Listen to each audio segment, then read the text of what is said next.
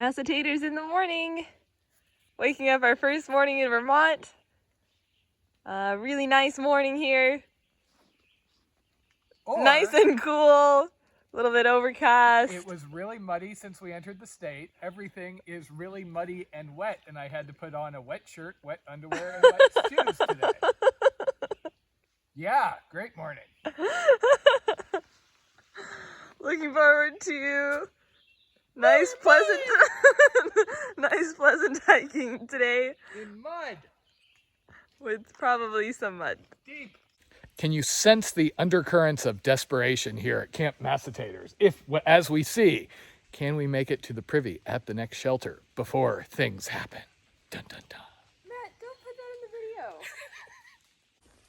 video. And welcome to Vermont. We crossed the border from Massachusetts last night. Things, as expected, have been muddy, but they were muddy in Massachusetts. Unfortunately, the mud had just about dried out to where you could actually walk on it. And then that storm that hit us after Greylock came in, and we're back here once again.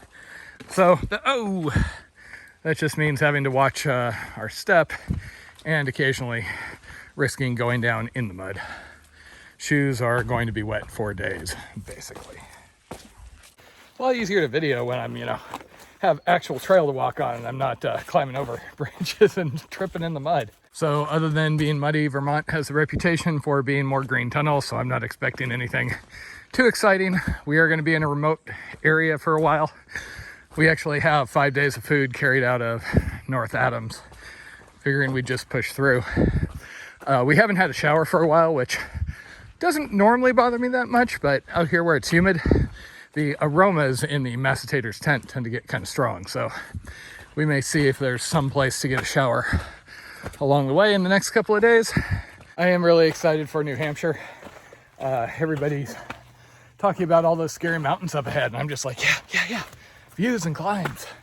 So far, all those sections people have talked about being rough due to that have been some of my favorite spots, so yeehaw.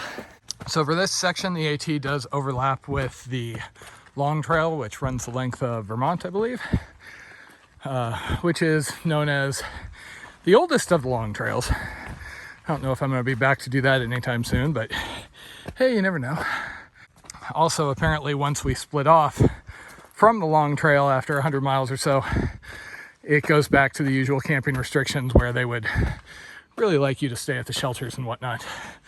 I'm hoping by that time things have kind of spread out a bit more, because we've been going through a bit of a bubble based on the amount of traffic at shelters and campsites every night. This is day 210 since I left Key West, and sadly it looks like day 228 is when TATERS is going to be leaving, so enjoy the last few TATERS Tuesdays. On the plus side, we're already starting to plan the CDT, so you'll just have to wait till next June, July for long trail content. So we got that kind of orangey sunlight going on, which usually means it's filtering through smoke. And sure enough, wind just shifted and I can smell like wildfire smoke. Oh, so much fun. Oh.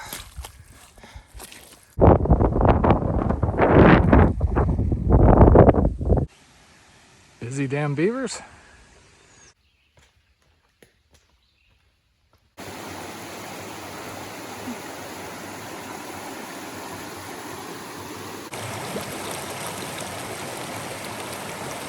Really pretty section of trail alongside this big stream.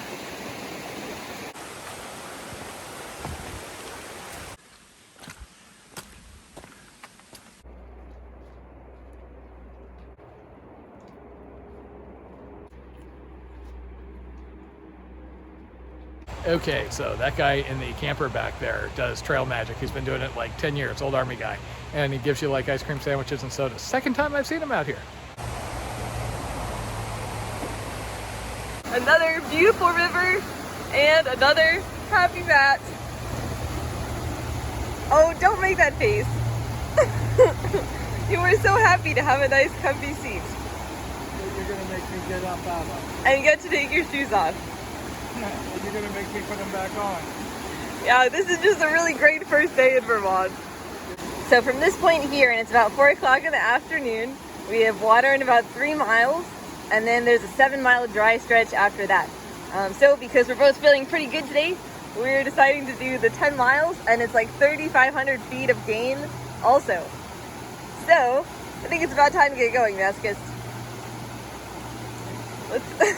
Let's get on this 10 miles, 3,500 feet of gain. And how much mud? And a little bit of mud. Okay, let's go.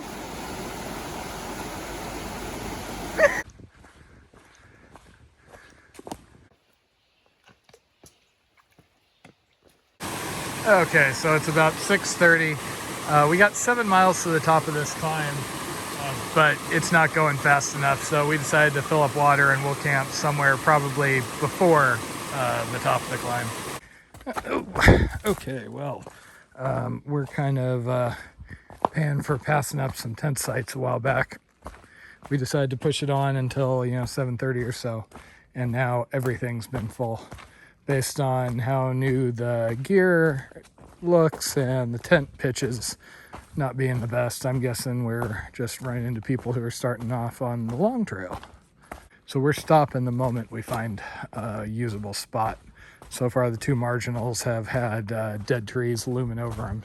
Okay, and after going way longer than we wanted and hiking until about 9 o'clock and running into, what was it, 4 occupied campsites, I think? We finally found a path off through the woods that is an actual established campsite. So home sweet home for the night. Home sweet home. Happy Taters Tuesday from Camp Massive Taters.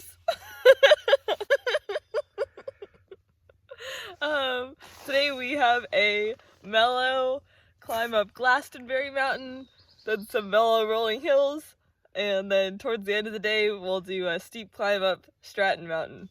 And lots of mud and lots of stinking and lots of wet feet. So this is what we found last night after finding all those other sites occupied. And as you can see, there's a bunch of roots on the ground. So Taters was over here about to set up, and I pointed out, oh look, there's a path back. And we found a better site at 9-something at night.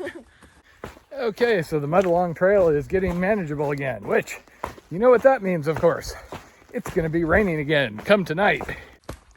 I was chatting with Ramdino, the AT trail report guy, last night, and he was saying that it is the wettest it's been up here since 1912, which figures. Seems to be the theme for this trip.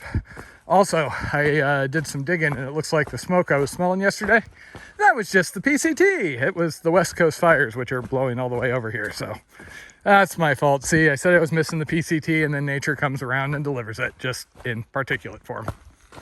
So in case you're wondering what's going on with the earplugs in the nose, that was Masochist's way of pressuring me into considering a hotel night. He indicates that I smell a little ripe and threatens not to cuddle with me until I've had a proper shower. One of the big debates Taters and I end up having out here is when to stop for the occasional shower and whatnot, because her sense of smell isn't quite as sensitive as mine. So, you know, we're 5 days out of Barrington, I think, at this point, and the aroma in the tent is pretty damn ripe. I mean, even after getting used to it, it's still there. So I'm like, oh, well, you know, I can go another 5 days, but it would be rather pleasant to get a shower. I might enjoy things a little more.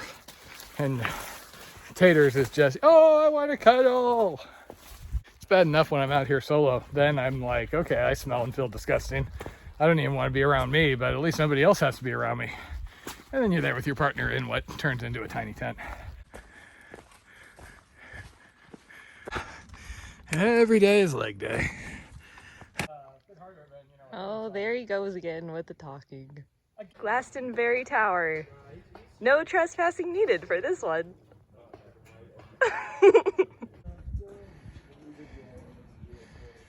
So I actually volunteered in a fire tower for 2 summers and change, and it was quite a bit bigger than this.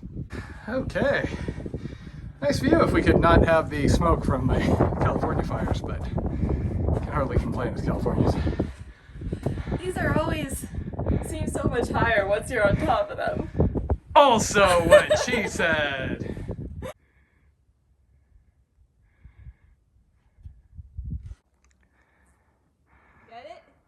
Taters in a tower.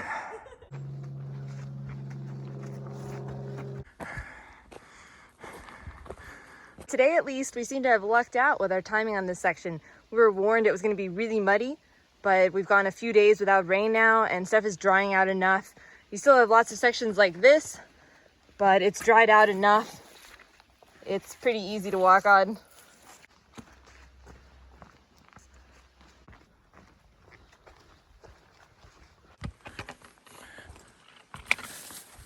And yet more beaver works.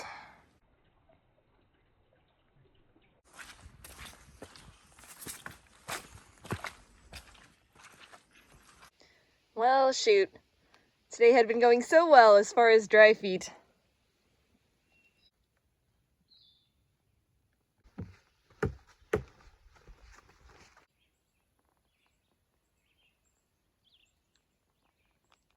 So I just turned on my phone to check, and we have a thunderstorm warning covering a couple of states about to hit us, so this could get fun.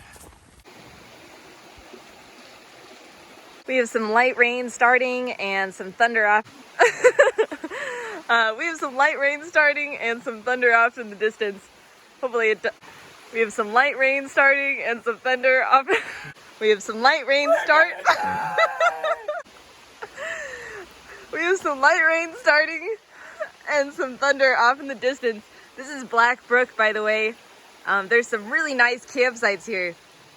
So we were kind of tempted to stop here, but it's still fairly early in the day and we do still want to make it over Stratton Peak if we can. It's 4 o'clock and there's a severe thunderstorm watch.